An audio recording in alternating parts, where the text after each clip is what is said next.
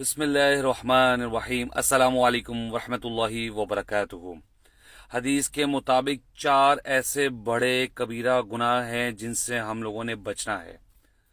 ये नहीं कि सिर्फ हमने खुद पढ़ लिया और खुद उस पर अमल कर रहे हैं और दूसरों तक नहीं पहुंचा रहे। हमारी जिम्मेदारी है, हमने दूसरों तक भी पहुंचाना है।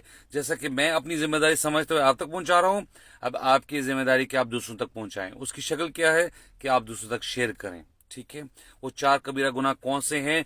अल्लाह ताला के साथ इबादत में किसी को शरीक करना। नंबर 2, वालिदैन की नाफरमानी करना। नंबर 3, किसी का नाहक कत्ल करना।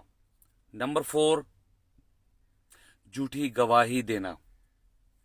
ये 4 कबीरा गुनाह हैं। मुआशरे में देखिए, हमें पता ही नहीं चल रहा हम कर क्या रहे हैं, कि हम अल्लाह ताला के साथ इबादत में शरीक करते जा रहे हैं बुजुर्गों को। हमें पता ही नहीं चल रहा किस शक्ल में।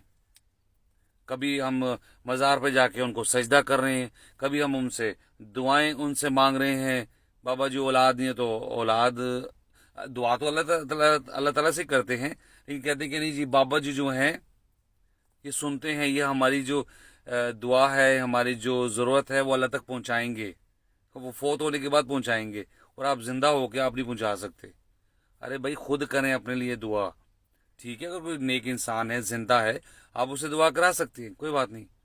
और दूसरा, वालिदैन के सामने उफ तक मत किया करें, उनका एहतराम करें, खामोश रहा करें, अपनी आवाज़ को उनकी आवाज़ से नीचे रखा करें। अल्लाह ताला तौफीक दे। ना हक कत्ल बड़ा गुनाह है, और इसके साथ साथ झूठी गवाही। आजकल देखें, बल्कि किराए के झूठी गवाही देने वाले लोग मिल जाते हैं हमारे मुल्कों में, पाकिस्तान, इंडिया वगैरह में, और ये कबीरा गुनाह है। अल्लाह ताला से दुआ है कि अल्लाह ताला हमें इन कबीरा जो गुनाह हैं उनसे बचने की तौफीक अता फरमाए, और दूसरों तक पहुंचाने की भी तौफीक अता फरमाए, और इस पर अमल करने की भी तौफीक अता फरमाए। आमीन। अस्सलामु अलैकुम वरहमतुल्लाहि वबरकातुहू।